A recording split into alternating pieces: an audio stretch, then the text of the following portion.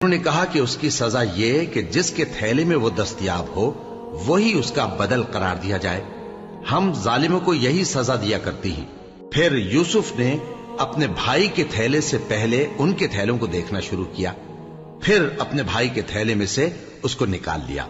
اس طرح ہم نے یوسف کے لیے تدبیر کی، ورنہ بادشاہ کے قانون کے مطابق وہ اپنے بھائی کو لے نہیں سکتے تھے مگر یہ کہ اللہ چاہے. ہم جس کے چاہتے ہیں درجے بلند کرتے ہیں، اور ہر علم والے سے بڑھ کر ایک بڑا علم والا ہے. برادران نے یوسف نے کہا کہ اگر اس نے چوری کی ہو تو کچھ عجب نہیں کہ اس کے ایک بھائی نے بھی پہلے چوری کی تھی، مگر یوسف نے اس بات کو اپنے دل میں مخفی رکھا اور ان پر ظاہر نہ ہونے دیا. یعنی زیر لب کہا کہ تم بڑے برے ہو اور جو تم بیان کرتے ہو اللہ اسے خوب جانتا ہے. وہ کہنے لگے کہ اے عزیز، اس کے والد بہت بوڑھے ہیں اور اس سے بہت محبت رکھتے ہیں، تو اس کو چھوڑ دیجئے اور اس کی جگہ ہم میں سے کسی کو رکھ لیجئے. ہم دیکھتے ہیں کہ آپ احسان کرنے والے ہیں. یوسف نے کہا کہ اللہ پناہ میں رکھے کہ جس شخص کے پاس ہم نے اپنی چیز پائی ہے اس کے سوا کسی اور کو پکڑ لیں. ایسا کریں تو ہم بڑے بے انصاف ہیں. آخر جب وہ اس سے نا امید ہو گئے تو الگ ہو کر صلاح کرنے لگے. سب سے بڑے نے کہا، کیا تم نہیں جانتے کہ تمہارے والد نے تم سے اللہ کا عہد لیا ہے اور اس سے پہلے بھی تم یوسف کے بارے میں قصور کر چکے ہو؟ تو جب تک والد صاحب مجھے اجازت نہ دیں میں تو اس جگہ سے ہلنے کا نہیں.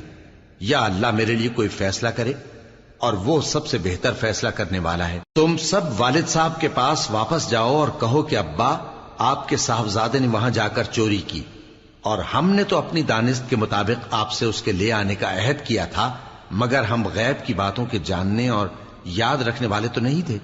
اور جس بستی میں ہم ٹھہرے تھے وہاں سے، یعنی اہل مصر سے، اور جس قافلے میں آئے ہیں اس سے دریافت کر لیجئے، اور ہم اس بیان میں بالکل سچے ہیں. جب انہوں نے یہ بات یعقوب سے آ کر کہی تو انہوں نے کہا کہ حقیقت یوں نہیں ہے، بلکہ یہ بات تم نے اپنے دل سے بنا لی ہے، تو صبر ہی بہتر ہے. عجب نہیں کہ اللہ ان سب کو میرے پاس لے آئے. بے شک وہ علم والا ہے، حکمت والا ہے. اور ان کے پاس سے چلے گئے اور کہنے لگے کہ ہائے افسوس یوسف پر، ہائے افسوس.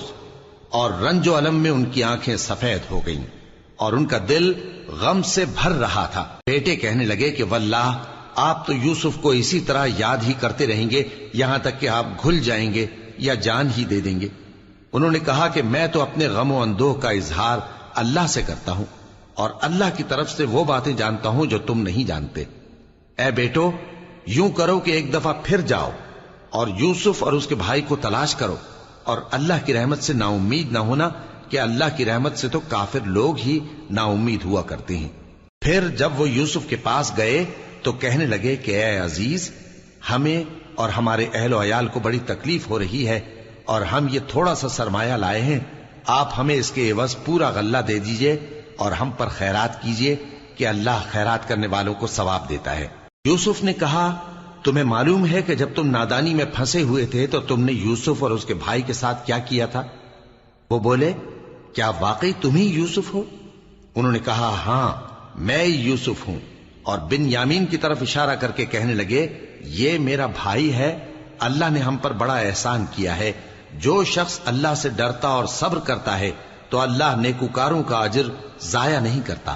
وہ بولے، اللہ کی قسم، اللہ نے تم کو ہم پر فضیلت بخشی ہے اور بے شک ہم خطا کار تھے. یوسف نے کہا کہ آج کے دن تم پر کوئی ملامت نہیں، اللہ تم کو معاف کرے اور وہ سب سے بڑھ کر رحم کرنے والا ہے. یہ میرا کرتا لے جاؤ، پھر اسے والد صاحب کے منہ پر ڈال دینا تو وہ بینا ہو جائیں گے، اور اپنے تمام اہل و عیال کو میرے پاس لے آؤ. اور جب قافلہ مصر سے روانہ ہوا تو ان کے والد کہنے لگے کہ اگر مجھ کو یہ نہ کہو کہ بوڑھا بہک گیا ہے تو مجھے تو یوسف کی بو آ رہی ہے. وہ بولے کہ واللہ آپ اسی قدیم غلطی میں مبتلا ہیں. مگر جب خوشخبری دینے والا آپ پہنچا تو اس نے کرتا ان کے منہ پر ڈال دیا، سو وہ بینا ہو گئے. اور بیٹوں سے کہنے لگے، کیا میں نے تم سے نہیں کہا تھا کہ میں اللہ کی طرف سے وہ باتیں جانتا ہوں جو تم نہیں جانتے؟ بیٹوں نے کہا کہ ابا، ہمارے لیے ہمارے گناہ کی مغفرت مانگیے، بے شک ہم خطا کار تھے. فرمایا، میں اپنے پروردگار سے تمہارے لیے بخشش مانگوں گا، بے شک وہ بخشنے والا ہے، مہربان ہے. پھر جب یہ سب لوگ یوسف کے پاس پہنچے تو انہوں نے اپنے والدین کو اپنے پاس جگہ دی اور کہا مصر میں داخل ہو جائیے، اللہ نے چاہا تو امن و امان سے رہیے گا، اور اپنے والدین کو تخت پر بٹھایا اور سب ان کے آگے سجدے میں گر پڑے۔ اور اس وقت یوسف نے کہا ابا جان، یہ میرے اس خواب کی تعبیر ہے جو میں نے پہلے بچپن میں دیکھا تھا۔